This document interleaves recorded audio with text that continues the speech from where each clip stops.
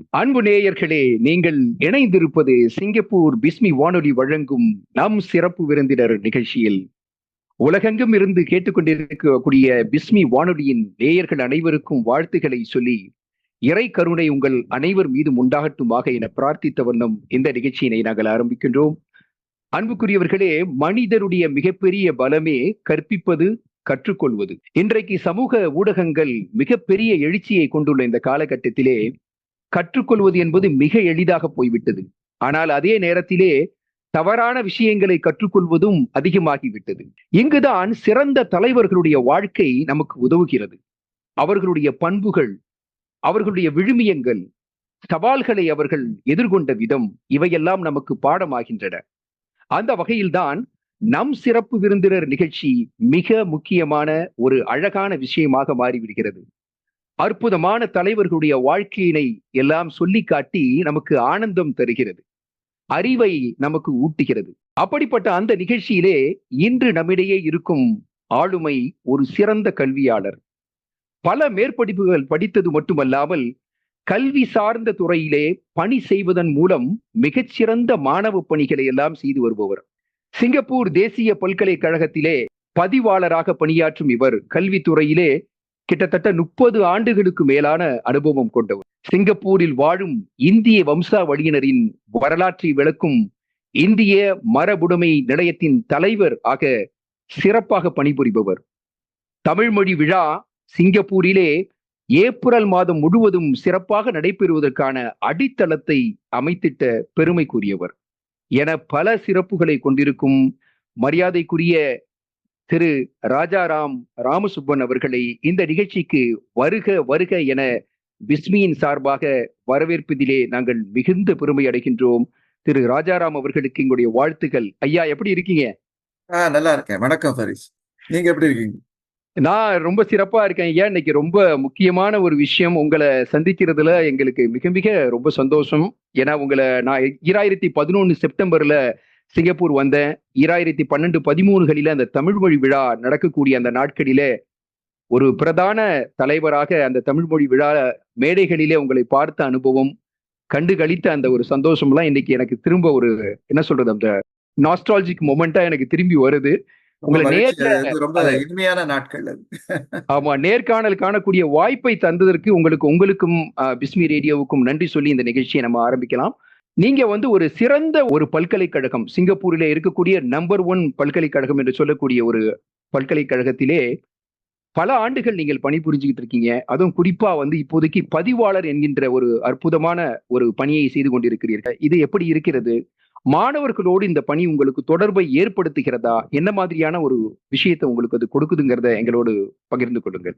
அது பதிவாளர்ங்கிற பதவிங்கிறது வந்து எல்லா பல்கலைக்கழகங்களையும் வந்து பொதுவா உள்ள ஒரு பதவி. ரெஜிஸ்ட்ரார்னு சொல்லுவாங்க. யூனிவர்சிட்டின்னு ஒன்று இருந்தாக்கா அதுல வந்து ஒரு ரெஜிஸ்ட்ரார் ஒருத்தர் இருப்பார். அந்த பணியில வந்து அகாடமிக் அட்மினிஸ்ட்ரேஷன், அதாவது கல்வி சார்ந்த நிர்வாகம், இந்த இரண்டையும் கவனிக்கணும். இப்போ வந்து உதாரணத்துக்குனாக்கா ஒரு டிகிரி படிப்பு படிக்கணும், ஒரு பட்டப்படிப்பு படிக்கணும்னாக்கா அது என்னெல்லாம் படிப்பு, எத்தனை வருஷம் படிக்கணும், இதெல்லாம் வந்து நிர்ணயம் செய்வது அல்லது அதற்கான உதவிகளை செய்வது வந்து இந்த பதிவாளர் அலுவலகம் தான். என்ன படிப்பு, என்ன என்ன வருஷம், எந்த மாதிரியான விஷயங்கள், அதாவது பாலிசி, கொள்கை ரீதியான முடிவுகள் பொதுவாக ரெஜிஸ்ட்ரார்ஸ் ஆஃபீஸ் தான் வந்து அதுக்கான ஆயத்தங்களை செய்யும். இரண்டாவது வந்து சில முக்கியமான நிகழ்வுகளை வந்து ரெஜிஸ்ட்ரார் ஆஃபீஸ், பதிவாளர் அலுவலகம் தான் வந்து உதாரணத்துக்கு சொன்னாக்கா தேர்வுகள். ஒரு 40,000 மாணவர்கள் அல்லது 50,000 மாணவர்களை, நான் சொல்றது என்யூஎஸ், இந்த மாதிரி இடத்துல வந்து ஒரு தேர்வு நடத்துவது என்பது வந்து ஒரு எளிமையான விஷயம் இல்லை.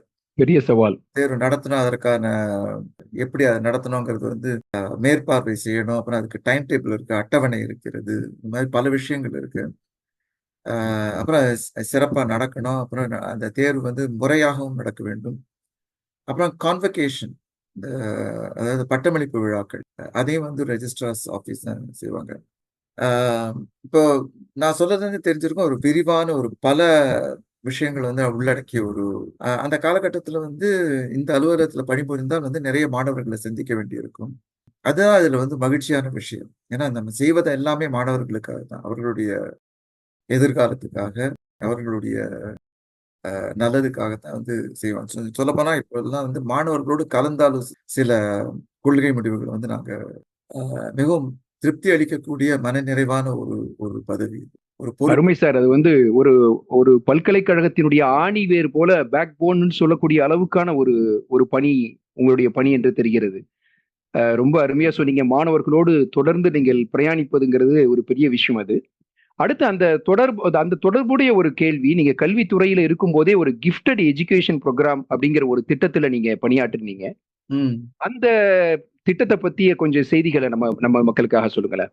அதாவது வந்து இப்போ நான் மதிக்கும் பதவி வந்து என்னுடைய இந்த வேலை செய்யும் பணிக்காலங்கள் இறுதி கட்டத்துல வந்து நான் அத செஞ்சுகிட்டு இருக்கேன்.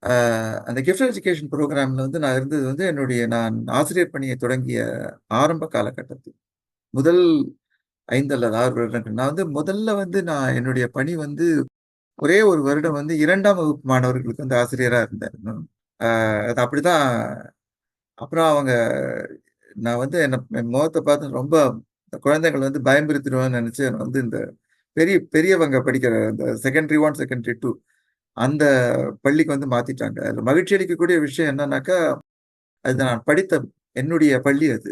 அ நான் படித்த பள்ளியிலே ஒரு 6 வருடம் வந்து ஆசிரியராக அ பணிபுரியும் வாய்ப்பு கிடைத்தது. அப்போ வந்து இந்த சிலர வந்து அவர்கள் வந்து அடையாளம் கண்டு அவர்களே வந்து கேட்பார்கள். இந்த குறிப்பாக இந்த கிஃப்டட் எஜுகேஷன் புரோகிராம்ல நீங்க வந்து பணிபுரியிறாங்க. ஆசிரியராக பணிபுரிய விருப்பமான்னு கேட்பாங்க. அப்ப வந்து அவர்கள் அணுகிய பொழுது நான் வந்து வேறொரு பள்ளியில இருந்தேன். நான் அவங்களுக்கு கண்டிஷன்லாம் போட்டேன். இது வேண்டாத வேலை தான். ஆனா நான் செஞ்சேன். இந்த கிஃப்ட் புரோகிராம்ல நான் வந்து பணிபுரியணும்னாக்கா, நீங்க வந்து என்னுடைய பழைய பள்ளிக்கு வந்து நீங்க எனக்கு மாற்றல் செய்ய வேண்டும் அப்படின்னு. அது வந்து என்னுடைய ஒரு நீண்ட கால விருப்பமாக இருந்தது. நான் படித்த பள்ளியிலே ஆசிரியராக. ஏன்னா அந்த பள்ளியில வந்து இந்த புரோகிராம் இருந்தது. எல்லா ஓ! பள்ளியிலும் அந்த புரோகிராம் கிடையாது. ஒரு 3, 4 பள்ளிகள்ல தான் இருந்தது. நான் வந்து ஆசிரியர் பணியை தொடங்கிய பொழுது, நான் படித்த பள்ளியில் கற்றுக் கொடுக்க வேண்டும் என்ற பெரிய ஒரு ஆசை இருந்தது. அதற்கான வாய்ப்புகளை தேடிக் கொண்டிருந்தேன். இது வந்து இந்த வின் வின் மாதிரி இருந்தது. அவர்களுக்கு வந்து இந்த இந்த புரோகிராம்ல வந்து என்ன சேர்த்துக்கணும்னு அவங்க வந்தாங்க. நான் வந்து பதிலுக்கு வந்து என்ன வந்து அந்த பள்ளியிலே என்ன போட்டுருங்கன்னு சொல்லி அது வந்து அவங்க ஒத்துக்கிட்டாங்க. ஸோ மிகவும் மகிழ்ச்சியான ஒரு விஷயம் அது. என்னுடைய பள்ளியில வந்து கற்றுக் கொடுத்தது. கிஃப்டட் எஜுகேஷன் புரோகிராம் வந்து என்னன்னாக்கா, சிங்கப்பூருடைய கல்வி கொள்கை என்னன்னாக்கா, அந்தந்த மாணவர்களுக்கு ஏற்ற மாதிரி கல்வியை வழங்க வேண்டும் என்பதுதான் அவர்களுடைய கொள்கை. அதாவது அதாவது என்ன சொல்லுவாங்க, பாத்வேஸ் அண்ட் பிரிட்ஜஸ் அப்படிம்பாங்க. அதாவது பல ம். வாய்ப்புகள் வந்து மாணவர்களுக்கு இருக்கும். இப்போ சில மாணவர்கள் வந்து பாலிடெக்னிக் போவாங்க. சில மாணவர்கள் வந்து பல்கலைக்கழகம் போவாங்க. அ சில மாணவர்களுக்கு வந்து கைத்தொழில் நல்லா வரும். வேறு சில மாணவர்களுக்கு வந்து வேறு மாதிரியான விஷயங்கள் வந்து நல்லா வரும். அதாவது விளையாட்டுத்துறை நல்லா வரும். இப்ப நீங்க சிங்கப்பூர்ல பார்த்தீங்கன்னாக்கா, இது வந்து அந்த காலகட்டத்தில இல்ல. ஆனா அந்த கொள்கையின் அடிப்படையில வந்து இப்போ இப்போ வந்து Singapore sports school, Singapore hmm. School of arts இருக்குது. School of mathematics and science இருக்கு. அதாவது கணிதம், விஞ்ஞானம். இது எல்லாம் வந்து எத காட்டுதுனாக்கா, குறிப்பிட்ட திறன் கொண்ட மாணவர்களுக்கு ஏற்ற வகையில வந்து அவர்களுக்கான வாய்ப்புகள குடுக்க வேண்டும். அதற்கான பள்ளிகளை உருவாக்க வேண்டும். என்ற அரசாங்கத்தின் கொள்கையை வந்து இது பறைசாற்றும் வகையில் வந்து இந்த இந்த அமைப்புகள்லாம் இருக்கின்றது. அதுல ஒண்ணு தான் இந்த கிஃப்டட் எஜுகேஷன் புரோகிராம். எல்லா பாப்புலேஷன்லயும் வந்து ஒரு மக்கள் தொகையில வந்து சுமாரா ஒரு 3% மாணவர்கள் வந்து கிஃப்டடா இருப்பாங்க. ஜீனியஸ் இல்ல. அது வேற. அதாவது கிஃப்டட். ஜீனியஸ்னாக்கா ஒரு கணக்கு சொன்னா ஒரே செகண்ட்ல வந்து அவங்க சொல்லிடுவாங்க. கிஃப்டட் வந்து மிகவும் திறமைசாலிகள். அடுத்த கட்டம்னு வச்சுக்கலாம். ஒரு ஒரு 3% மாணவர்கள் அப்படி இருப்பாங்க. ஆனா அவர்களுக்கு என்ன அவங்களுக்கு மிகவும் திறமையானவர்கள், கிரகிக்கும் திறமை வந்து பெருசா இருக்கும். என்ன பிரச்சனைனாக்கா, மற்ற மாணவர்களோடு அவர்களால் ஒத்துப்போக வேண்டும். ஏன்னா, அவங்க 10 நிமிஷத்துல செய்ய வேண்டியத அவங்க 3 நிமிஷத்துல செஞ்சுருவாங்க. அல்லது 5 நிமிஷத்துல செஞ்சுருவாங்க. அதுக்கப்புறம் என்ன செய்யணும்னு தெரியாம அங்கங்க பார்த்துக்கிட்டு இருப்பாங்க. அல்லது சில சமயங்கள்ல வந்து கிளாஸ்ல வந்து பிரச்சனை பண்ண ஆரம்பிச்சுருவாங்க. இல்ல போர் அடிக்கும் அவங்களுக்கு. அல்லது ஆசிரியர் வந்து எதிர்கேள்வி கேட்பாங்க. அது ஏன் இப்படின்னு கேட்பாங்க. பல வகுப்பறைகள் வந்து இப்படித்தானாக்கா ஒத்துக்குவாங்க அந்த மாணவர்கள். இவர்கள் வந்து ஏன், எப்படி, எதுக்குன்னு கேட்பாங்க. இந்த மாதிரியான மாணவர்கள வந்து நம்ம கவனித்துக் கொள்ள வேண்டும். ஒரு ரொம்ப நல்ல ஒரு அனுபவம் எனக்கு கிடைத்தது. மிகச்சிறந்த மாணவர்கள் இந்த இந்த திட்டத்தின் கீழ் இருந்தார்கள். நான் கற்றுக் கொடுத்த மாணவர் வந்து ஒரு காலகட்டத்தில் வந்து அவர்கள் மிகப்பெரிய பதவிகளில் எல்லாம் இப்பொழுது இருக்காங்க. இப்பல்லாம் ஒரு 40, 45 வயசு. ஒரு மாணவர் வந்து நான் படித்த NUSலயே வந்து புரொஃபஸரா வந்து சேர்ந்தாரு. ரொம்ப ரொம்ப சிறப்பா சொன்னீங்க. ஏதோ கிஃப்டடுங்கிற அந்த வார்த்தைக்கு அழகான ஒரு விளக்கம் குடுத்தீங்க. அவங்க எப்படி கிஃப்டட் ம். அந்த புரோகிராமே எப்படி கிஃப்டடுங்கிறதுக்கு நீங்க கொடுத்த அந்த விளக்கம் ரொம்ப அருமையா இருந்துச்சு.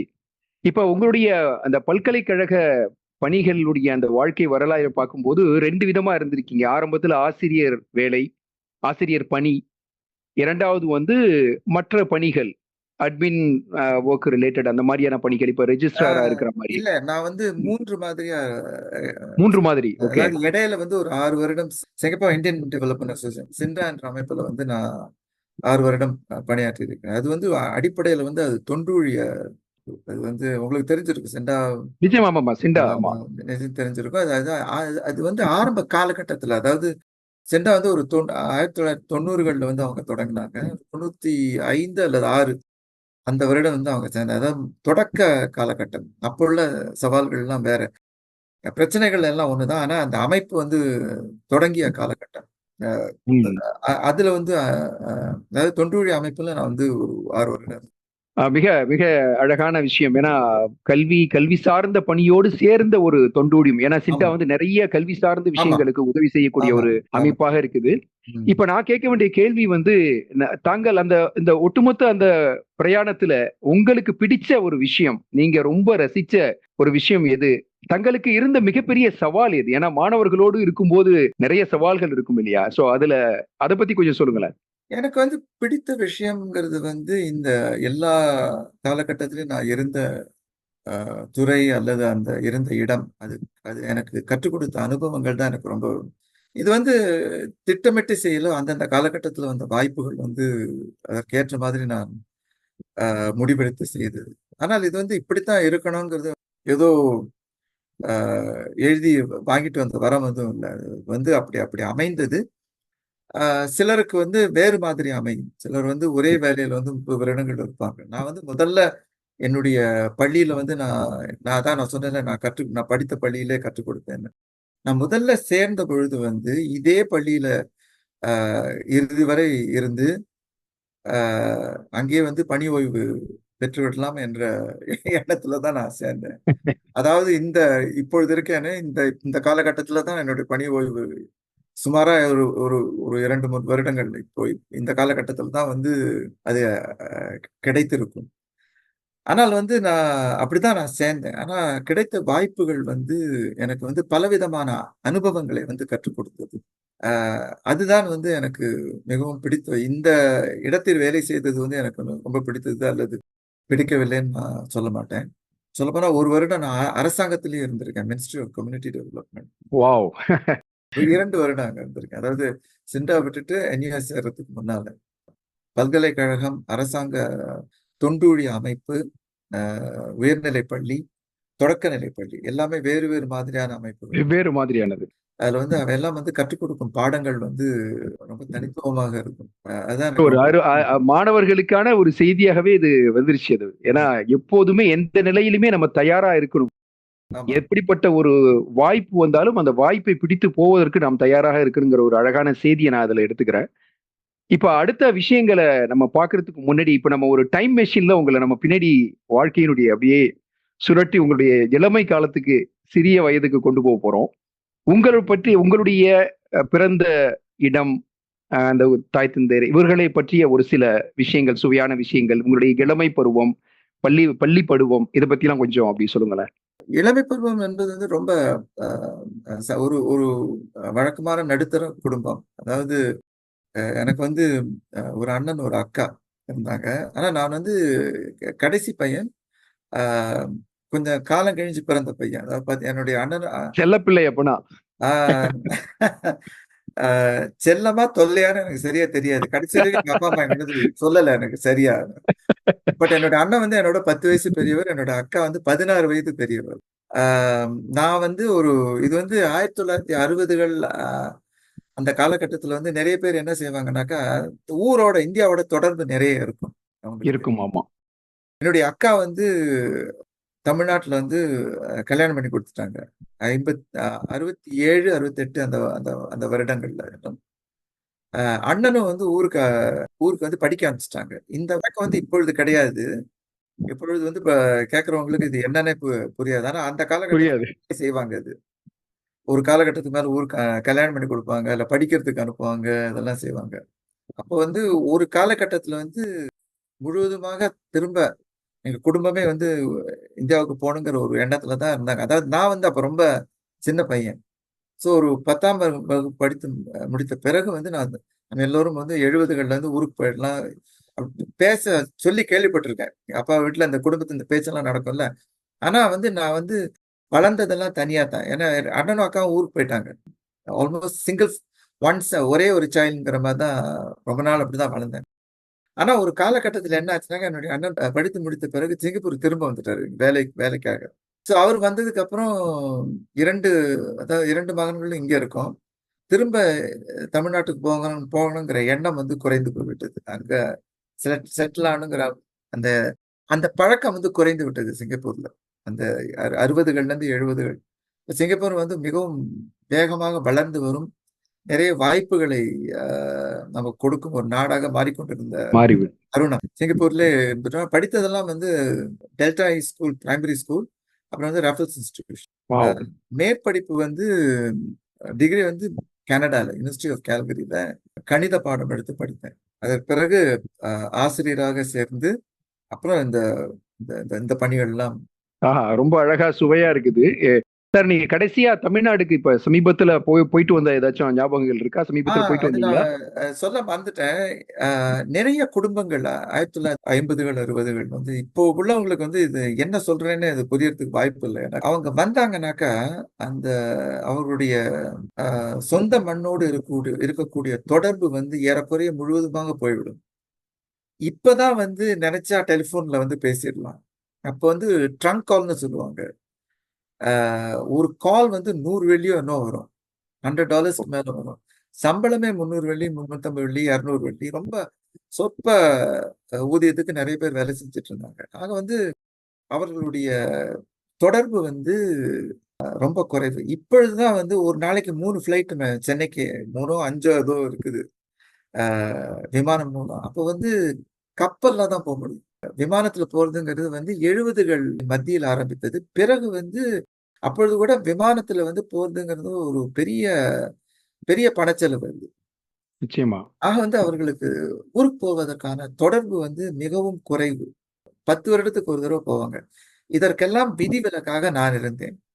என்ன காரணம்னாக்கா, என்னுடைய தகப்பனார் வந்து இந்தியன் ஹை கமிஷன்ல வேலை பார்த்துக்கிட்டு அவர்களுடைய அந்த டெர்ம்ஸ் அண்ட் கண்டிஷன்ஸ் சொல்லுவாங்கல்ல, அது எப்படின்னாக்கா அவர்களுக்கு வந்து 3 வருடத்துக்கு ஒரு முறை கப்பல்ல திரும்ப இந்தியாவுக்கு போய் வருவதற்கான செலவு அவர்களுடைய அலுவலகமே ஏற்று இங்கிலீஷ்ல very generous terms and conditions சொல்லுவாங்க. இந்த மாதிரி இப்பல்லாம் கிடையாது. ஆனா ஹை கமிஷன்ல வேலை செஞ்சவங்க பிளஸ் ஏர் இந்தியா மாதிரி அந்த அமைப்புகள்ல வேலை செஞ்சவங்களுக்கு இந்த மாதிரியான இந்த டெர்ம்ஸ் அண்ட் கண்டிஷன்ஸ் இருந்ததுன்னு நான் கேள்விப்பட்டிருக்கேன். ஸோ நான் வந்து அ 3 வருடங்களுக்கு ஒரு முறை பருவம் அதாவது பள்ளி செல்லும் பருவத்துல வந்து நான் வந்து போயிட்டு வந்திருக்கேன். அது வந்து ஏன் நான் சொல்றேன்னாக்கா, அந்த காலகட்டத்துல அந்த ஊருக்கு போனது வந்து ஒரு மிகப்பெரிய ஒரு அனுபவம். ஆ சிங்கப்பூர்ல மட்டும் இருந்து, சிங்கப்பூர் சூழல்ல மட்டும் தெரிந்தவர்கள் வந்து இருக்காங்க. ஆனா ஊருக்கு போய் அது இன்னொரு வாழ்க்கை முறை. கிராமம். என்னுடைய தாத்தா இருந்து ஒரு ஒரு தென்காசி பக்கத்துல ஒரு சாம்பார் விடுகறைன்னு ஒரு கிராமம்.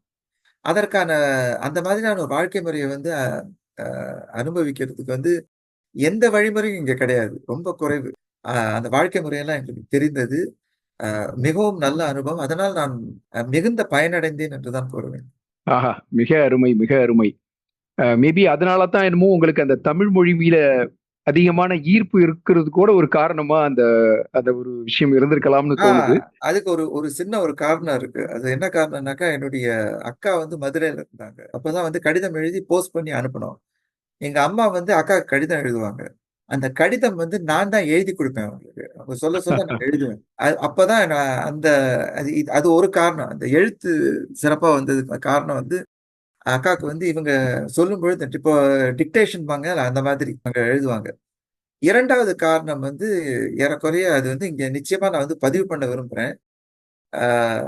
ரேடியோ சிங்கப்பூர்ல வந்து அப்போ நான் சேர்ந்தேன். அவருடைய மிகப்பெரிய ஆசை என்னவென்றால், அவருடைய மகன் வந்து அவருடைய குரலை வந்து வானொலியில் கேட்க வேண்டும். இப்ப சர்வசாதாரணமா வந்து அது செய்யலாம்.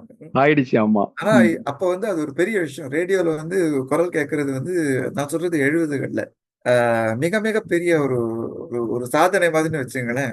ஸோ அது வந்து ரெக்கார்டிங் வந்து ஸ்டூடியோல தான் நடக்கும். அது வந்து எங்க அப்பா வந்து என்ன கூட்டிட்டு போவாரு. வேலை முடிஞ்சு 6 மணிக்கு போனா ரெக்கார்டிங் 1/2 மணி நேரம் ரெக்கார்டிங் 3 மணி நேரம் நடக்கும். இப்பல்லாம் அது கிடையாது. ஏன்னா அந்த தொழில்நுட்பம் அப்படி. அப்போ வந்து பி. கிருஷ்ணன்னு ஒருத்தர் ஒரு ஒரு படைப்பாளர் இருந்தார். புதுமைதாசன் எல்லாருக்கும் அவரை தெரியும். இந்த தமிழ் உலகத்துல வந்து அவருக்கு தெரியும். அவர் தான் சிறுவர் மேடைன்னு ஒரு நிகழ்ச்சி நடத்திட்டு கதை சொல்லணும், ஒரு பாட்டு பாடணும், விடுகதை சொல்லணும், ஒரு 4-5 விஷயங்கள் செய்யணும். அவருடைய நிகழ்ச்சி, அவர் தயாரித்த நிகழ்ச்சி, அவர் வந்து அந்த நிகழ்ச்சியை வழி நடத்துவார். எனக்கு வந்து அவருக்கு ரொம்ப பிடிக்கும். ஏன்னா ரொம்ப நகைச்சுவையா பேசுவார். அவர் வந்து கற்றுக் கொடுத்த தமிழ் வந்து தனித்துவமாக இருந்தது. ரொம்ப சுவாரஸ்யமாக இருந்தது வச்சுங்க. பள்ளிக்கூடத்துல பாடத்துல வந்து கிளாஸ்ல வந்து படிக்கிறது வேற, ரேடியோல வந்து சேர்த்து ரேடியோ, டிவி 2ம் சிறுவர் சிறுவர்னு வந்துகிட்டே இருக்கும். அதான் தான் நிகழ்ச்சி. அந்த 2ம் தான் வந்து தமிழ்ல வந்து ஓரளவுக்கு ஆர்வமும் ஒரு அடிப்படை திறனும் கிடைக்க காரணமா. மிக மிக சுவையான சம்பவங்கள். அப்படியே நாஸ்டாலஜிக்கு உங்களுக்கு அங்க கொண்டு போயிடுச்சுன்னு நினைக்கிறேன். சரி, நம்ம அடுத்த ஸ்டேஜ் நம்ம கல்லூரி அனுபவங்களுக்கு வருவோம். அதுவும் குறிப்பா நீங்க வெளிநாடுக்கு சென்று அந்த நேரத்துல படிச்சதுங்கிறது ஒரு மிகப்பெரிய விஷயமா நான் பார்க்கிறேன். அந்த நேரத்துல கனடாக்கு சென்று படித்தது என்பது ஒரு பெரிய ஒரு விஷயம். அதனுடைய அனுபவங்கள் எப்படி அந்த முடிவை எடுத்தீர்கள்? அதற்கான அந்த முன்னோட்டம் இல்ல அது என்ன? வந்து ஆசிரியர்கள் நிறைய பேர் வந்து அங்க போயிட்டு இருந்தாங்க. அதாவது ஒரு ஒரு மிக தேர்ந்த பல்கலைக்கழகமாக இருந்தது. அந்த அடிப்படையில வந்து அந்த பல்கலைக்கழகத்துல ஏறக்குறைய ஒரு ஒரு 100ல இருந்து 150 சிங்கப்பூர் மாணவர்கள் இருந்தாங்க. ஓ! நிறைய பேர் ரொம்ப வெரி பாப்புலர் ஸ்கூல்னு வச்சுங்களேன். அ ஒரு விஷயம் வந்து நான் சொல்ல விரும்புறேன். இன்னி தேதி வரைக்கும் கனடாவ பத்தி யாராவது தப்பா சொன்னாக்கா, நான் வந்து அவங்கள சும்மா விட மாட்டேன். சண்டைக்கு போயிடுவீங்க. சண்டைக்கு போயிருவேன். ஏன்னா நான் படிச்ச இடம் கனடா. ம். ஸோ அ அவ்வளவு வந்து எனக்கு எனக்கு கல்வி கற்றுக் கொடுத்த ஒரு நாடு என்பதனால், இந்த இந்த நாட்டுடைய சிறப்பே அதுதான். இப்ப சிங்கப்பூர்லயும் அது நெறைய வந்துருச்சு. இதுல அதாவது வந்து அவங்க வெளிநாட்டுல இருந்து மாணவர்கள வந்து அவங்க ஒரு ஒரு ஒரு குறிப்பிட்ட சதவீதம் வந்து அந்த மாணவர்கள் எடுத்துப்பாங்க. அவர்கள் வந்து நம்மிடமிருந்து கற்றுக்கொள்வார்கள். நம்முடைய நம்முடைய வாழ்க்கை முறை, கலை, கலாச்சாரம் நாம் அவர்களிடமிருந்து கற்றுக்கொள்வோம். அங்க வந்து எல்லாமே வந்து வேற மாதிரி இருக்கும். இதுல வந்து ஒரு ஒரு சுவாரஸ்யமான விஷயம் என்னன்னாக்கா, தேசிய பல்கலைக்கழகத்துல நான் முதல்ல சேர்ந்த பணி வந்து அட்மிஷன்ஸ், அதாவது மாணவர் சேர்க்கை பிரிவு. வெளிநாட்டுல இருந்து என்யூஎஸ்லயே மாணவர்கள் எடுப்பாங்க. இப்போ இப்போ முன்ன ஒரு இப் 30 வருஷத்துக்கு முன்னால கிடையாது. இப்ப வந்து நிறைய ஓரளவுக்கு வந்து வெளிநாட்டு மாணவர்கள் வந்து எடுக்கிறாங்க. ஏன்னா இதே காரணத்துக்காண்டி அந்த பணியை வந்து நான் செஞ்சேன். அந்த வெளிநாட்டுல இருந்து மாணவர்களை சேர்க்கும், அதாவது ஒரு 10% வந்து வெளிநாட்டு மாணவர்கள் இருப்பாங்க. அந்த வேலையை நான் வந்து ஒரு காலகட்டத்துல வந்து இந்த தேசிய பல்கலைக்கழகத்துக்காக நான் செஞ்சேன். இப்போ உள்ள காலகட்டத்துல வெளிநாட்டு பல்கலைக்கழகத்துல சேர முடியலன்னா கூட உள்நாட்டு பல்கலைக்கழகம், அதாவது தேசிய பல்கலைக்கழகத்துல அல்லது என்டியு, எஸ்எம்யூல வந்து ஒரு ஒரு செமஸ்டர் அல்லது 2 செமஸ்டர் வந்து ஒரு வெளிநாட்டு பல்கலைக்கழகத்துல வந்து எக்ஸ்சேஞ்ச் ஸ்டூடெண்டா போறதுக்கான வாய்ப்புகள் வந்து நிறைய இருக்கு. அப்படி ஒரு வாய்ப்பு வந்தா நான் வந்து மாணவர்களை கேட்டுக்கொள்வது என்னவென்றால், அந்த வாய்ப்பை வந்து தவற விடாது. ஓ! முக்கியமான செய்தி. ம். ஏன்னா அது வந்து அ ஏட்டுக்கல்வியை தாண்டி அது வந்து உங்களுக்கு கற்றுக் கொடுக்கும் அனுபவம் வந்து அது ஒரு தனி அனுபவம். மிக நிச்சயமா மிக பயன்படுத்திக் சிறப்பு. நிச்சயமா, நிச்சயமாக மாணவர்களுக்கான ஒரு அருமையான செய்தி. நான் அந்த கேட்க வந்த கேள்விக்கான ஒரு பதில நீங்க முன்னாடியே சொல்லிட்டீங்க. அதாவது நீங்க அந்த காலத்துல நீங்க படிக்கும்போது ஒரு சில விஷயங்கள பல்கலைக்கழகத்துல பார்த்திருப்பீங்க. அந்த விஷயங்கள நீங்க இங்க வந்து பணி செய்யும்போது, ஏதாவது நீங்க இம்ப்ளிமெண்ட் பண்ணுனீங்களாங்கிற ஒரு கேள்விய கேட்க வந்தோம். ஒரு விஷயம் நீங்க சொல்லிட்டீங்க. மாணவர்களை வெளிநாட்டு மாணவர்களை கொண்டு வருவது. வேறு ஏதாவது நீங்கள் அ திட்டம் வேற உங்க அதாவது திட்டத்துக்கு ம். தேசிய பல்கலைக்கழகம் இப்போ மற்ற பல்கலைக்கழகம் எல்லாமே வந்து அல்லது பொதுவான வந்து ஒரு உதாரணத்துக்கு சொல்றேன். ஸ்ட்ரெய்ட் ஏஸ், அதாவது மிகச் சிறந்த மதிப்பெண்கள் கிடைக்கின்ற 2 மாணவர்கள் இருக்காங்க. இன்னும் வச்சுக்கோங்க. அ ம். ஒரு மாணவர் வந்து பள்ளி முடிந்து வேலைக்கு சேர்ந்து பெரிய பதவிகளுக்கெல்லாம் வருவாங்க. நல்ல சிறப்பா செய்வாங்க. அதே மாதிரியான மதிப்பெண்கள் பெற்ற கிடைத்த இன்னொரு மாணவர் வந்து அவ்வளவு சிறப்பா செய்ய மாட்டாங்க. சில சமயம் வந்து சிலர் வந்து மிகவும் சிறப்பாக செய்வார்கள். சிலர் வந்து ஓரளவுக்கு செய்வார்கள். சிலர் வந்து சிறப்பாக செய்யாமல் இருப்பதற்கான வாய்ப்புகள் கூட இருக்கிறது. அது என்ன வேறுபாடு? அது அது மதிப்பெண்கள் ஏறக்குறைய ஒரே மாதிரி தான் இருக்கும்.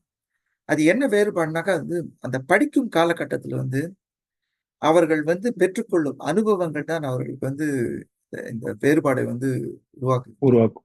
நீங்க வந்து பள்ளிக்கூடத்துல இருக்கும் பொழுது, நீங்க வந்து வெறும் ஏட்டு படிப்பு வந்து நீங்க படிக்கலாம். அதாவது ஸ்கூலுக்கு போலாம். நல்ல கணிதம் எல்லாம் படிச்சு எக்ஸாம் நல்லா எழுதி, நல்ல மதிப்பெண்கள் அது தவிர வேற எதுவுமே செய்யாம இருக்கலாம். ஆனா நீங்க வந்து அந்த பள்ளி பருவத்துல வந்து நீங்க வந்து வேறு மாதிரியான நடவடிக்கைகளில் வந்து ஈடுபட்டீர்கள் என்றால், அது உங்களுக்கு கற்றுக் கொடுக்கும் பாடங்கள் வந்து உங்களுக்கு வாழ்நாள் முழுக்க வந்து உதவியாக இருக்கும். நீங்கள் வந்து ஒரு அ உதாரணத்துக்கு வந்து நீங்க ஒரு ஒரு விளையாட்டுத் துறையில இருக்கிறீர்கள். நம்ம பள்ளி ஹாக்கி டீம்லயோ, ஃபுட்பால் டீம்லயோ இருக்கீங்கன்னாக்கா, ஏதோ ஒரு காலகட்டத்தில வந்து உங்களுடைய குழு வந்து தோற்கும். தோல்வி அடையும். அப்புறம் தோல்வி என்றால் என்னவென்று உங்களுக்கு அப்பொழுதுதான் புரியும். கிளாஸ் ரூம்ல அத வந்து கற்றுக் கொடுப்பதற்கான வாய்ப்புகள். நீங்கள் வந்து அ அதே குழுல இருக்கும்பொழுது அடிபட்டு கீழ விழலாம். அப்பொழுது வந்து உங்களுக்கு ஒரு அருமையான ஒரு நண்பன் கிடைப்பான். ஏன்னா வந்து உதவு உதவுறதுக்கு ஒரு நண்பர் வந்து வருவாரு.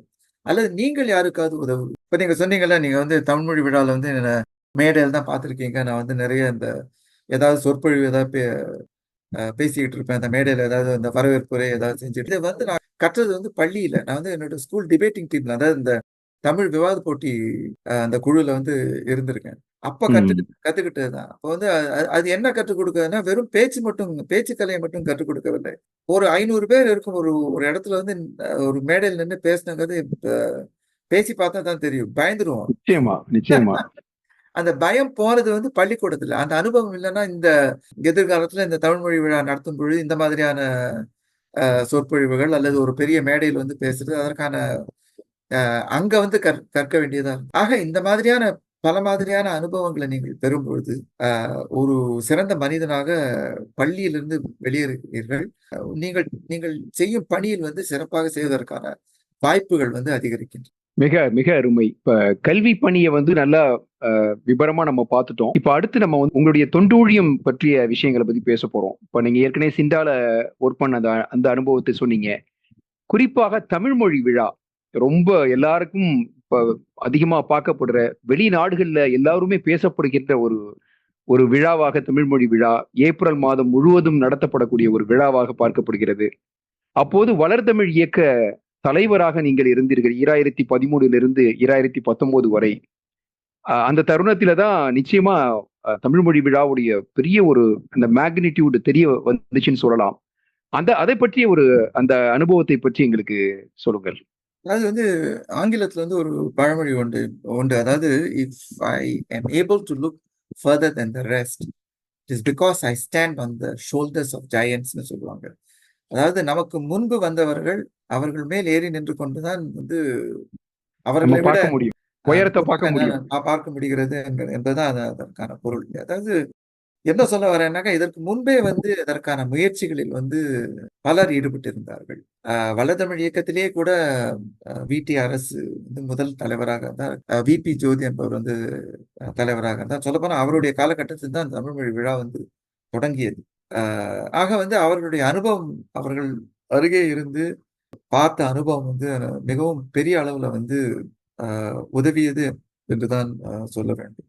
நான் வந்து என்னுடைய காலகட்டத்தில வந்து சில விஷயங்கள் வந்து கொஞ்சம் தீவிரமாக முன்னெடுத்தேன். அதாவது ஒன்று வந்து இந்த தமிழ் மொழி விழாவானது வந்து ஒரு குறிப்பிட்ட காலகட்டம் மட்டும் நடக்காமல், பல ஆண்டுகள் தொடர்ந்து நடக்க வேண்டும் என்ற ஒரு ஆசை எனக்கு இருந்தது. நிறைய பேர் வந்து தொடங்கி இருக்கிறார்கள். அது வந்து தொடர்ந்து இப்பொழுது பார்த்தால் வந்து அது ரொம்ப சாதாரணமான விஷயம் போல தோன்றும். ஆனா தொடர்ந்து ஒரு ஆமா. 18, 19 வருடம் நடந்துகிட்டு இருக்குது.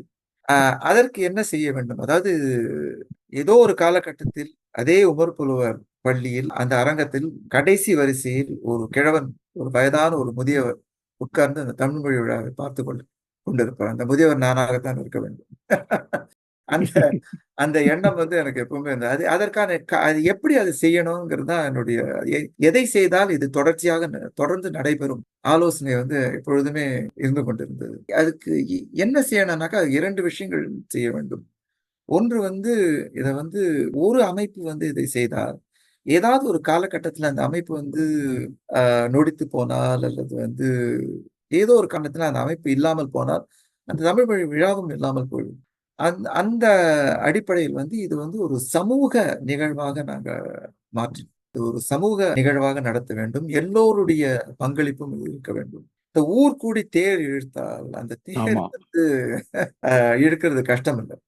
இத்தனை பேர் வந்து இருக்கும் பொழுது, இது வந்து தொடர்ந்து நிச்சயம் நடைபெற்று கொண்டே இருக்கும். ஒருவர் இல்லாவிட்டால் இன்னொருவர் நடத்தி விடுவார். இல்லையா? மிக சிறப்பா, மிக 40லிருந்து சிறப்பா சொன்னீங்க. ம். 40லிருந்து 45 அமைப்புகள் வந்து அத நடத்துறாங்க. கோவிட் சமயத்துல அ ஊரே பத்திக்கிட்டு எரியுது கோவிட். என்கிட்ட வந்து கேட்கறாங்க, "இந்த தமிழ் மொழி விழா இந்த வருஷம் நடக்குமா? இல்ல" அப்ப கூட அவங்களுக்கு வந்து தமிழ் மொழி விழா வந்து நடக்கணுங்கிற ஆர்வம். அது எப்படி நடத்தலாம் அத? எந்த மாதிரியாக நடத்தலாம்? அது நடக்காதுன்னு அவங்க சொல்லல. அது எப்படி நடத்தலாம்? அது எந்த மாதிரி செய்யலாம்? அந்த கோவிட் நடக்கும் பொழுது, ஆன்லைன்ல வந்து அவங்க நடத்தவும் செஞ்சாங்க. இது இத்தனை பேர் வந்து இந்த இந்த தமிழ் விழா நடத்தும் பொழுது, அது தொடர்ந்து நடைபெறுவதற்கான வாய்ப்புகள் வந்து மிக அதிகம். அதான் நடந்துகிட்டு இருக்கு. 2வது வந்து முடிந்த அளவுக்கு அது இளைஞர்களின் பங்கேற்பு இருக்க வேண்டும் என்று நினைத்தோம். அது வந்து ஓரளவுக்கு அதில் வெற்றியும் பெற்றோம் என்று நினைக்கிறேன். அதான் எல்லா அமைப்புகள்ட்டயும் சொன்னோம். நீங்க நிறைய இளைஞர்கள் வந்து கொண்டு வாங்க. அவர்களால் முடிந்த அளவு இளைஞர்கள் வந்து அவங்க கொண்டு வந்தாங்க. 3வது வந்து இப்பொழுது செய்யணும்னு நான் நினைக்கிறேன். அது வந்து ஆரம்பித்திருக்கிறோம். மேலும் அது செய்ய வேண்டும். தமிழ் மொழி விழா வந்து ஏப்ரல் மாதம் நடக்குது. அந்த நிகழ்ச்சிக்காக ஒரு ஒரு 3 வாரம் முன்பு வந்து ஏதோ ஒரு நிகழ்ச்சிய வந்து நடத்துவதற்கு பதிலாக, தமிழ் மொழி விழாவிற்கான நிகழ்ச்சியை வந்து இந்த தயாரிப்பு வந்து ஒரு 6 அல்லது 7 மாதங்களுக்கு முன்பே தொடங்கி, பட்டறைகள், அ வகுப்புகள், அ அல்லது முகாம்கள் இந்த மாதிரி நடத்தி மாணவர்கள் அல்லது இளைஞர்களை வந்து இந்த தமிழ் மொழி தயார் செய்ய வேண்டும் என்பது என்னுடைய எண்ணம். அது வந்து சில அமைப்புகள் செய்கின்றன. எழுத்தாளர் கழகம் வந்து எழுதுவது எப்படி, சிறுகதை எழுதுவது மாதிரியான வகுப்புகள்லாம் நடத்துறாங்க. இப்பொழுது நாடகம் நடத்துறாங்கன்னாக்கா, அதே நடிகர்கள் வந்து நடிக்காமல், வேறு புதிய நடிகர்கள வந்து தேர்ந்தெடுத்து, அவர்களுக்கான பயிற்சி பட்டறைய வந்து அவங்க நடத்தி, அந்த மாணவர்கள், அது இளைஞர்கள் தமிழ் மொழி விழாவில் பங்கெடுக்குமாறு செய்ய வேண்டும் என்று நினைக்கிறேன். இதெல்லாம் வந்து திட்டங்கள் தொடங்கிவிட்டார்கள். மேலும் நடக்க வேண்டும். அருமையான திட்டங்கள், அருமையான திட்டங்கள். இந்த தருணத்திலே நிச்சயமாக அந்த ஆரம்பிச்சு வச்ச அந்த தலைவர்கள், இதை தொடர்ந்து செய்யக்கூடிய அந்த சமுதாய தலைவர்கள் அத்தனை பேருக்கும் நம்ம வந்து ஒரு நன்றி சொல்லக்கூடிய ஒரு ஒரு தருணமாக நான் இதை பார்க்கிறேன். கண்டிப்பா. அடுத்த ஒரு கேள்வி, தொண்டூழியத்தின் தொடர்ச்சியாக மரபுடைமை நிலையத்தின் தலைவராகவும் நீங்கள் பயணித்துக் கொண்டிருக்கிறீர்கள். அதுல இருக்கக்கூடிய சுவாரஸ்யமான விஷயங்கள். சிங்கப்பூர் சமுதாயம், சிங்கப்பூர் அரசாங்கம் எல்லாமே வந்து அவங்க சொல்றது வந்து ரொம்ப எளிமையான ஒரு செய்தி தான். "உன்னுடைய வேர்களை நீ மறந்து விடாதே. உன்னுடைய மொழியை நீ மறக்காதே. அதை கற்றுக்கொள். அது உனக்கு மிகவும் நல்லது. அது உனக்கு நன்மை தான் செய்யும். அதே சமயத்துல வந்து எல்லோருடன் உடனும் வந்து இணைந்து வாழ பழகிக்கொள்." இந்த 2யும் செய்யணும். அதாவது நீ வந்து உன்னுடைய கோவிலுக்கோ அல்லது மசூதிக்கோ வந்து வழிபடு. மற்றவர்களுடைய அ நம்பிக்கைகளை வந்து அதற்கும் நீ மதிப்பு கொடு. மரியாதையாக நடத்த வேண்டும். அதே மாதிரி உன்னுடைய மொழியை நீ கற்க வேண்டும். அதே சமயத்தில் மற்றவர்கள் மொழியை மதிக்க கற்றுக்கொள். இதுதான் அவர்களுடைய கடப்பாடு அல்லது கோட்பாடுன்னு வச்சுக்கலாமே. உட்பட அதே நேரத்துல வந்து அந்த வகையில வந்து நம்முடைய இந்தியர்களுடைய வரலாறு என்ன? எப்படி அவர்கள் வந்து இங்க வந்தாங்க? இந்தியா, தமிழ்நாடு தொடர்பு என்ன? சிங்கப்பூருக்கு எப்படி வந்தார்கள்? அவர்கள் வந்து இங்கு வந்து என்ன செய்தார்கள்? அவர்களால் என்ன செய்ய முடிந்தது? இதை எல்லாவற்றையும் வந்து விளக்கும் ஒரு ஒரு அமைப்பாக இந்திய மரபணுமை நிலையம் இருக்கின்றது. நமக்கு வந்து தெரியும் நாம நெனைக்கிறோம். இதெல்லாம் எல்லாருக்கும் தெரிஞ்சிரும். இதெல்லாம் தெரியாம இருக்குமா? அப்படின்னு நெனைக்கிறோம். ஆனா உண்மையிலே வந்து சொன்னா தான் தெரியுமே தவிர, இதை சொல்லாமல் விட்டு போனால் தெரியாமல் மறந்துவிடும். இருப்பதற்கான ம். வாய்ப்புகள் வந்து நெறைய இருக்கிறது. ஒரு வீட்டி அரசு என்பவர் யார்? சாரங்கபாணி என்பவர் யார்? அல்லது அவர் என்ன செய்தார்? அதேபோல் வந்து நம்முடைய தமிழ் சமுதாயத்தில் அல்லது இந்திய சமுதாயத்தில் யாரெல்லாம் இருந்திருக்கிறார்கள்? ஒரு ஜே.ஒய். பிள்ளை என்பவர் யார்? சிங்கப்பூர் ஏர்லைன்ஸ வந்து இந்த நிலைக்கு கொண்டு வந்ததே அவர்தான். ஒரு இந்தியர். இந்த நாட்டின் வளர்ச்சிக்கு நமக்கு உரிய பங்கினை நாம் ஆற்றியிருக்கிறோம் என்ற செய்தி வந்து இளைஞர்களிடையே சென்றடைகின்றது. சொல்லுவாங்கல்ல, நெஞ்சை நிமிர்த்தி நாம் நடக்க முடியும். அதாவது பழையன சமுதாயத்தில் இது வந்து ரொம்ப முக்கியம். இந்த சமுதாயத்திற்கு நம் பங்கினை நாம் செய்திருக்கிறோம் என்ற ஒரு கான்ஃபிடன்ஸ் வந்து அவர்களுக்கு வரும். அது வந்து இன்னும் நம்முடைய வேறு சாதனைகளை புரியவும் நமக்கு அது வந்து அது ஏதுவாகும். நம்மால் முடியும் என்ற அந்த நம்பிக்கையை ஊட்டும் வகையில் வந்து இந்த இந்த இந்திய மரபுடைமை நிலையம் அமைக்கப்பட்டிருக்கின்றது. ரொம்ப ரொம்ப அருமையா சொன்னீங்க. நிச்சயமா நம்ம மரபுகளை மறந்து விடக்கூடாது, வேர்களை மறந்து விடக்கூடாதுங்கிற ஒரு அற்புதமான ஒரு செய்தி. அந்த செய்தி நம்ம குறிப்பா மாணவர்களுக்கான ஒரு செய்தி அது.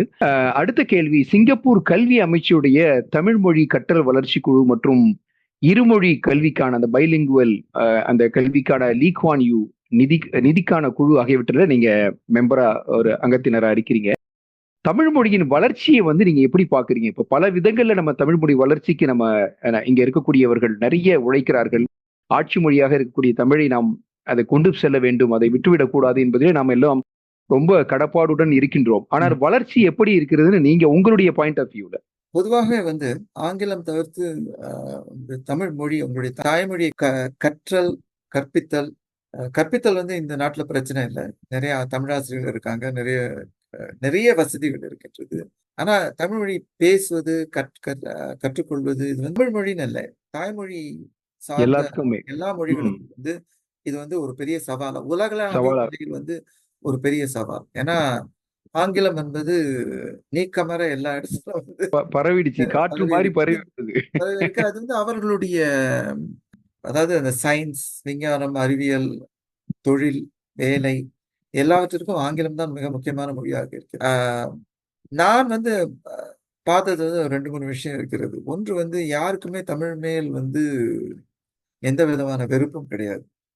என்ன கனடால நான் வந்து என் ரூம்மேட் ஒரு ஒரு அவர் வந்து ஒரு தமிழர் தான் வந்து, ஐ லவ் தமிழ் யூனோன்னு சுத்தமான ஆங்கிலத்துல வந்து என்கிட்ட சொல்லுவாரு. வராது. I think Tamil is a beautiful language. அதுவும் ஆங்கிலத்துல தான் சொல்லுவாரு. தமிழ் வந்து, ஆனா தமிழ் எந்த விதமான வெறுப்போ அல்லது தமிழ் பிடிக்கவில்லை என்று இல்லைன்னா கூட இந்த மொழியில் இருக்கும் புலமை வந்து ஒவ்வொருவருக்கும் இடையே வந்து மாறுபடுது. அதுக்கான காரணங்கள் வந்து பல காரணங்கள் இருக்கு. அதாவது 8 அல்லது 9 மணி நேரம் வந்து நீங்கள் அலுவலகத்தில் இருக்கிறீர்கள், அப்புறம் வீட்டுக்கு போறீங்க. அது வந்து இயல்பாகவே வந்து தமிழ்ல பேசுறதுக்கு பதிலா இங்கிலீஷ்ல பேச தோணும். அது வந்து யாரும் வந்து வேணும்ட்டு செய்யறது இல்லை. அப்படி செய்யறவங்க வந்து மிக மிக குறைவு. சொல்றாங்க வந்து தமிழ்ல பேச மாட்டேங்கிறாங்க, அவங்க வந்து இப்படி இருக்காங்க. அதாவது வேணும்ட்டு செய்யறது வந்து எனக்கு தெரிஞ்சு சொல்லப்போனா நான் பார்த்ததே கிடையாது அப்படி யாரையும். தமிழ்ல சரியா பேசாதவங்க கூட நல்லா பேசினாங்க, இப்படி ஆயிடுச்சுன்னு வருத்தப்படுறாங்களே தவிர, நான்லாம் பேச மாட்டேன். அதாவது அது என்ன, எதுக்காண்டி நான் பேசணும். சிங்கப்பூர்ல நான் பார்த்தது என்ன ரொம்ப ரொம்ப அரிதா தான் நான் அப்படி பார்த்துருக்கேன். ஸோ அதை வந்து நம்ம வந்து கணக்கில் கொள்ள வேண்டும். விருப்பப்படுறாங்க, ஏதோ ஒரு சூழ்நிலை காரணமா அவங்களால பேச முடியும். ஆனால் பேசுவதற்கான வாய்ப்புகள் வந்து கொஞ்சம் குறைவாக இருக்கின்றன. இதற்கான எளிமையான ஒரு வழி என்னவென்றால், முடிந்தவரை பெற்றோர்கள் வந்து கொஞ்ச நேரமாவது வந்து தமிழ்ல பேசணும். 2வது வந்து ரொம்ப கெடுபிடி செய்யக்கூடாது. நான் வந்து நான் படிச்ச தமிழ், அதாவது நான் வந்து தமிழ்நாட்டுல இருந்து ஆனந்த விடன் குமுதம்னு நான் வந்து கற்ற ஆரம்ப காலகட்டத்திலே வந்து திருக்குறளையும் புறநானூறையும் படிக்கல. இந்த மேகசின்ஸ் தான் படிச்சுட்டு இருக்கேன். என்ன சொல்லுவாங்கன்னாக்கா, இதுல நிறைய ஆங்கில எழுத்துக்கள், ஆங்கில சொற்கள் வரும். இது அவ்வளவு நல்ல மேகசின் இல்லை. ஆனா வந்து அந்த மாணவர்களுக்கு அவர்களுக்கு எது பிடிக்குமோ அதன் வழியாக வந்து அதன் ஊடாக வந்து தமிழை கற்றுக் கொடுக்கணும். மாணவர்களுக்கு எது பிடிக்கும் என்றால், அவர்களுக்கு வந்து தமிழ் பாடல்கள் பிடிக்கும், தமிழ் திரைப்படங்கள் பிடிக்கும். இதெல்லாம் எல்லாமே தமிழ் இல்லைன்னா கூட ஓரளவுக்கு தமிழ் இருக்கு. இதை வந்து ஒரு ஆரம்ப காலகட்டமாக, ஆரம்ப யுக்தியாக பயன்படுத்தி தமிழை வந்து அறிமுகப்படுத்த வேண்டும். அதற்கு பிறகு அடுத்த கட்டத்தில் நாங்க வந்து தமிழ் மொழி விழா நடத்தும் பொழுது பார்த்தது என்னன்னாக்கா, நிறைய மாணவர்களுக்கு நாடகம் மிகவும் பிடிக்கும். நாடகம் போடுவது பிடிக்கின்றது, நடிப்பது பிடிக்கின்றது. இந்த மாதிரியான கலைகள் வந்து அவர்களுக்கு மிகவும் பிடித்து செய்கின்றார்கள். இப்ப பாத்தீங்கன்னாக்கா, நிறைய இளைஞர்கள் வந்து நாடகத்துல வந்து ஈடுபட்டு இருக்காங்க. தமிழ் நாடகங்கள், தமிழ் கற்றுக் கொடுக்க இது ஒரு மிகவும் நல்ல வழியா. நாடகம் வந்து அவர்கள் நடிக்கலாம், எழுதலாம், அல்லது இயக்கலாம், அல்லது வந்து நாடகம் அந்த மேடையில வந்து வேற ஏதாவது சில வேலைகள் வந்து பணிகள் வந்து அவர்கள் செய்யலாம். தமிழோடு அவர்கள் தொடர்பு இருக்கும். அவர்களுக்கு பிடித்த வகையில் வந்து தமிழை அறிமுகப்படுத்தினால் அவர்கள் வந்து அதை கற்பதற்கு வாய்ப்புகள் அதிகம். இரண்டாவது வந்து அடுத்ததாக நாம் சொல்லுவது நம்முடைய இலக்கியங்களை வந்து நாம் அறிமுகப்படுத்த வேண்டும் என்று நினைத்தால் கூட வந்து நாம் வந்து பொருத்தமான விஷயங்கள், அதாவது இந்த காலகட்டத்திற்கு எது வந்து பொருத்தமாக இருக்கும் என்று வந்து தெரிந்து கொண்டு அதை வந்து அறிமுகப்படுத்த வேண்டும். கோபிநாத் தொலைக்காட்சி இருக்கார் வந்து இங்க வந்தார் தமிழ் விழா நிகழ்ச்சி. அது எந்த குரலை சொன்னார்ங்கிறத மறந்து போயிடுது. ஆனா அவர் என்ன சொன்னார்னாக்கா, திருக்குறளே ஆனாலும் நீங்க வந்து முதல்ல சொல்லிக் கொடுக்கிற குரல் வந்து 1232வது குரல் என்னோ ஒன்று சொன்னார் அவரு. இந்த குரலை நீங்க முதல்ல சொல்லிக் கொடுங்கன்னு சொல்லி அந்த குரலை சொன்னாரு. ஏன்னாக்கா அந்த குரல் வந்து எப்படி படிக்க வேண்டும் என்ற ஏதோ ஒரு இது வந்து இந்த குரலை நீங்க கற்றுக் கொடுத்தீங்கன்னா மாணவர் வந்து இந்த திருக்குறளுடைய அந்த ரெலவன்ஸ் எப்படி நமக்கு பொருந்துங்கிறத உடனே அவருக்கு தெரிஞ்சிடும். இல்ல நம்முடைய மொழி 2000 வருடங்கள் பழமையான மொழி மட்டும் அது வந்து உண்மையான விஷயம். உண்மை அது சொல்லத்தான் வேணும். அது சொல்வது வந்து ரொம்ப அவசியம். ஆனால் இந்த காலகட்டத்திற்கு நம் மொழி நமக்கு என்ன கற்றுக் கொடுக்கிறது என்பதை வந்து சொன்னால் மாணவர்கள் நிச்சயமாக வந்து அந்த மொழியை வந்து கற்பார்கள். ரொம்ப அருமை சார். அடுத்து வந்து இன்னொரு பரிமாணம், உங்களுடைய இன்னொரு பரிமாணம் என்னன்னா, இந்திய தொலைக்காட்சி வானொலி நிகழ்ச்சிக்கான ஒரு ஆலோசனை குழுவின் துணைத் தலைவராகவும் இருக்கிறீர்கள். சிங்கப்பூர்ல வானொலி தொலைக்காட்சிகளுடைய முன்னேற்றம் உங்களை பொறுத்தளவு எப்படி இருக்கிறது? சரி, அந்த அந்த எக்ஸ்பீரியன்ஸை யூஸ் பண்ணிட்டு நமக்கு இப்ப பிஸ்மி ரேடியோட வளர்ச்சியை அல்லது பிஸ்மி ரேடியோக்கு நீங்க சொல்லக்கூடிய ஒரு யோசனையா என்ன சொல்லலாம்? அதாவது நான் இப்ப சொன்னேன்ல, இளைஞர்களுக்கு வந்து அவர்களுக்கு பிடித்த வகையில் வந்து மொழியை கற்றுக் கொடுக்கணும். நம்முடைய வானொலி எல்லோருக்கும் பொதுவாக தான் நான் சொல்றேன். தமிழ் மொழி விழா நடந்த பொழுது எங்களுடைய முக்கிய பார்ட்னர்ஸ் பங்காளிகளாக நான் வந்து கருதியது வந்து வானொலியை தான். ஏன்னா 24 மணி நேரம் வந்து அவர்கள் வானொலி இருக்கின்றது. தமிழ் மொழி விழா நிகழ்ச்சிகள் வந்து வார இறுதி நாட்களில் தான் நடைபெறும். அதாவது வெள்ளிக்கிழமை, சனிக்கிழமை, ஞாயிற்றுக்கிழமை. இடையில வந்து யார் வந்து இந்த தமிழ் மொழி விழா பற்றி சொல்லுவாங்க? அந்த ரேடியோல இருக்கிற அந்த ஒலிபரப்பு செய்பவர்கள், டிஜேஸ், அவங்க தான் வந்து சொல்லிக்கிட்டு இருப்பாங்க. ஏதாவது ஒரு ஒரு ஒரு போட்டி மாதிரி நடத்துவாங்க, அல்லது ஒரு சின்னதா ஒரு உரையாடல் நடக்கும் எனும். இந்த வானொலி வந்து அவர்களால் என்ன செய்ய முடியும் என்றால், அந்த இலக்கிய சொற்பொழிவுகள் இதெல்லாம் வந்து அது வந்து ஒரு மாதிரியான நிகழ்ச்சி. வானொலியில வந்து தமிழ் மொழியை வந்து கவர்ச்சியாக வந்து அவர்கள் படைக்கிறார்கள். அது வந்து இயல்பா பேசுறாங்க, நகைச்சுவை இருக்கு. வானொலி நிகழ்ச்சி எல்லாருக்குமே பிடிக்கும். அதே மாதிரிதான் இந்த தொலைக்காட்சி நிகழ்ச்சிகள். இந்த மொழியை வந்து எல்லோரும் விரும்பும் வகையில் ஓரளவுக்கு கவர்ச்சியாக வந்து எல்லோருக்கும் சென்றடையும் வகையில் வந்து செய்வது வந்து வானொலியும் தொலைக்காட்சியும் தான். குறிப்பா சிங்கப்பூர் வந்து வானொலி ஏன்னா 24 மணி நேரம் வானொலி இருக்கின்றது. அந்த வகையில வந்து மொழிக்கு அவர்கள் செய்யும் பங்கு வந்து மிகவும் ஒரு அரிய ஒரு பங்கு. சில சமயங்கள்ல சொல்லுவாங்க, உச்சரிப்பு சரியில்லை. அதெல்லாம் வந்து வழக்கமா இருக்கிறது தான். ஒரு ஒரு அமைப்புன்னு இருந்தா சிலருக்கு வந்து நல்ல உச்சரிப்பு இருக்கும், சிலருக்கு. ஆனா பொதுவா பாத்தீங்கன்னாக்கா 24 மணி நேரமும் தமிழ் மொழி பேசியும் பாடியும் அந்த ஒலிபரப்பு செய்து கொண்டிருப்பவர்கள் வந்து அவர்கள் தான். மொழிக்கு வந்து அவர்கள் செய்யும் தொண்டு என்பது மிகப்பெரிய ஒரு அது உங்களுடைய வானொலி சின்னத்தை தான் சொல்றேன். ஆமா, இவங்களும் கிட்டத்தட்ட 24 மணி நேரமும் ஓடிக்கொண்டிருக்கக்கூடிய ஒரு வானொலி. பல பாடல்கள், நல்ல விஷயங்கள், நல்ல கருத்துக்கள், மக்களுக்கான ஒரு ஏன்னா இன்னைக்கு என்ன ஆயிடுச்சுன்னா நிறைய விஷயங்கள், மற்ற விஷயங்கள் கிடைக்கிறதுக்கு நிறைய சோர்சஸ் இருக்குது. ஆமா, நல்ல விஷயங்களை கொண்டு சேர்க்கக்கூடிய சோர்சஸ் வந்து இன்னைக்கு ரொம்ப குறைஞ்சு போயிட்டு இருக்கு. அந்த நேரத்துலதான் இந்த பிஸ்மி ரேடியோ போன்ற வானொலிகள் அவங்களால முடிஞ்ச ஒரு பணிகளை செஞ்சுட்டு இருக்காங்க. அது அழகா நீங்க சொன்னீங்க. இன்னும் அதுல என்ன விதமான அந்த சொல்லுவோம்ல ஹனி கோட்டட் டேப்லெட்ஸ் சொல்லுவோம் இல்லையா? அப்ப எப்படி அந்த அந்த இனிப்பை சேர்த்து நம்ம கொடுக்கலாம் அப்படிங்கறத நம்ம வந்து அந்த இளைய சமுதாயத்துக்காக யோசிக்கணுங்கிற ஒரு அழகான ஒரு யோசனையை சொல்லியிருக்கீங்க. கிட்டத்தட்ட நம்ம நீங்க இளையரிடமே நீங்க கேட்கலாம், அவங்களே சொல்லுவாங்க எப்படி நிச்சயமாக நிகழ்ச்சியை படைச்சா அவங்களுக்கு பிடிக்கும். அவர்களுக்கான ஒரு ஒரு நிகழ்ச்சியை நடத்தலாங்கிற ஒரு அழகான ஒரு ஐடியா. சொல்லப்போனா ஒரு தடவை சொல்லியிருக்காங்க, அது என்ன மாதிரி நிகழ்ச்சி அவங்க பிடிக்கும்னாக்கா அவர்கள் வந்து எல்லாருமா சேர்ந்து ஒரு உரையாடல் மாதிரியான நிகழ்ச்சி. கடைசி கேள்விக்கு, ஒரு முக்கியமான கேள்விக்கு வருகின்றோம். மாணவர்களுக்கான பிரத்யேகமான யோசனைகள், அதிலும் குறிப்பா தேசிய பல்கலைக்கழகத்துல சேர்றதுங்கிறது சிங்கப்பூர் இருக்கக்கூடிய மாணவர்கள் ஒவ்வொருத்தவங்களுடைய மிகப்பெரிய ஒரு கனவு அப்படின்னு சொல்லலாம். அதற்கான வாய்ப்புகள்லாம் என்னென்ன இருக்குது? அவர்கள் தம்மை எப்படி தயார் செய்து கொண்டால் இந்த தேசிய பல்கலைக்கழகத்திலே நமக்கு அவங்களுக்கு சீட்டு கிடைக்கும் அப்படிங்கிற ஒரு விஷயம் ஏதாச்சும் அந்த சீக்கிரட்டை நீங்க சொல்றீங்க? இப்ப இது வந்து நான் ஒரு ஒரு 2, 3 விஷயங்கள் சொல்ல விரும்புறேன். முதல்ல வந்து நல்ல மதிப்பெண்கள் வேண்டும். எந்த மாதிரியான மதிப்பெண்கள் வேண்டும் என்பது வந்து எங்களுடைய இணையதளத்திலே இருக்குது. இண்டிகேட்டிவ் கிரேட் ப்ரொஃபைல்னு போட்டு அதில இப்போ நீங்க ஒரு துறை ஆர்ட்ஸ் படிக்கணும்னாக்கா, அதுக்கு எந்த மாதிரியான சுமாரான ஒவ்வொரு வருடம் மதிப்பெண்கள் மாறும். இப்போ என்ன மாதிரியான மதிப்பெண்கள் இருந்தா கிடைப்பதற்கான வாய்ப்புகள் அது வந்து இருக்கு. 2வது வந்து இப்போ சிங்கப்பூர்ல வந்து ஒரு 10, 12 வருடங்களாக இல்ல அதற்கும் மேல நெனைக்கிறேன். டிஸ்கிரிஷனரி அட்மிஷன்ஸ்ன்னு ஒண்ணு இருக்கு. அதாவது உங்களுடைய புறப்பாட நடவடிக்கைகள் அது வந்து சிறப்பாக இருந்தால், அந்த அடிப்படையிலயும் வந்து நாங்க எடுப்போம். இன்ஃபாக்ட் அந்த விண்ணப்பத்திலே வந்து இருக்கும் அது. நீங்கள் என்ன மாதிரியான புறப்பாட நடவடிக்கைகள் ஈடுபட்டிருக்கீங்க? என்ன செஞ்சிருக்கீங்க? அதெல்லாம் கேட்பாங்க. ஓரளவுக்கு ஒரு மதிப்பெண்கள் கொஞ்சம் குறைந்தா அ ஒரு சற்று குறைந்தால், ஆனால் அதற்கு ஈடு செய்யும் வகையில் உங்களுடைய புறப்பாட நடவடிக்கைகள் இருந்தால், ஆ மாணவர் சேர்க்கை வந்து உங்களுக்கு கிடைக்கும். தேசிய பல்கலைக்கழகத்தில் சேர்வதற்கான வாய்ப்புகள் இருக்கின்றது. மெடிசின், லா இந்த மாதிரியான சில பட்டப்படிப்புகள் இருக்கின்றன. அதுக்கு வந்து எல்லா மாணவர்களையும் வந்து அவங்க இன்டர்வியூ செய்வாங்க. நீங்கள் என்ன துறை நீங்க எதற்காக வந்து உங்களுடைய அந்த துறையை நீங்கள் தேர்ந்தெடுத்துக்கிறத வந்து அதுல வந்து நீங்க தெளிவா இருக்க வேண்டும். இன்டர்வியூ வரும்பொழுது அத தெளிவா சொல்லணும். அப்படி சொல்லும் பொழுது சொல்லும் பட்சத்தில் உங்களுக்கு அந்த தேசிய பல்கலைக்கழகத்தில் சேருவதற்கான வாய்ப்புகள் வந்து அதிகரிக்கின்றன. சேர்ந்த பிறகு நீங்க வந்து சிறப்பா செய்யணும்னாக்கா, நான் ஏற்கனவே சொன்ன ஒரு விஷயம் தான் வந்து ரொம்ப முக்கியம்.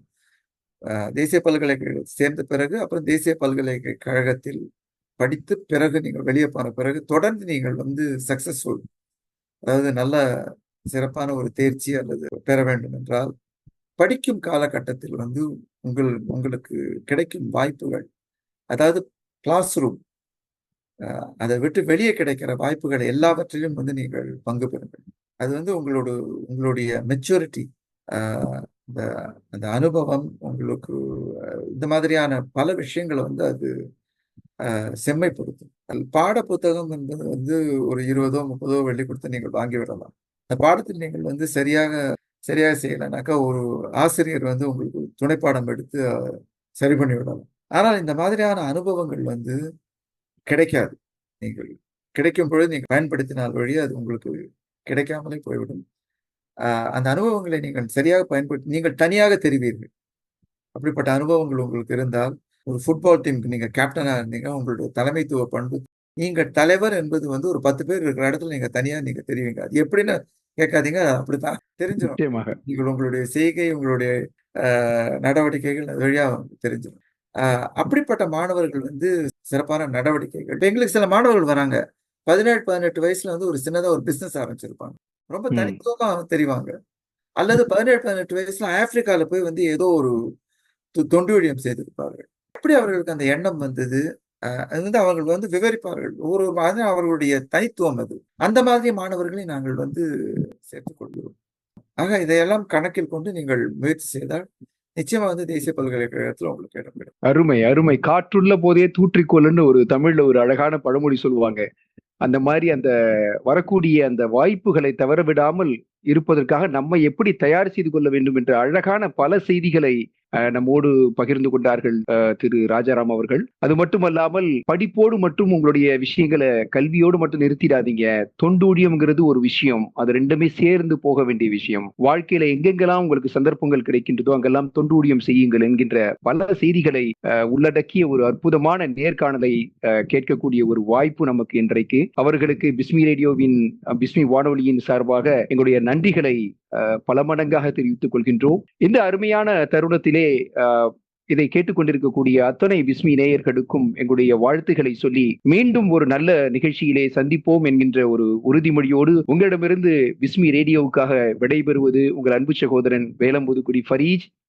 என்னோடு இன்றைய நம் சிறப்பு விருந்தினர் திரு ராஜாராம் அவர்கள். வணக்கம்.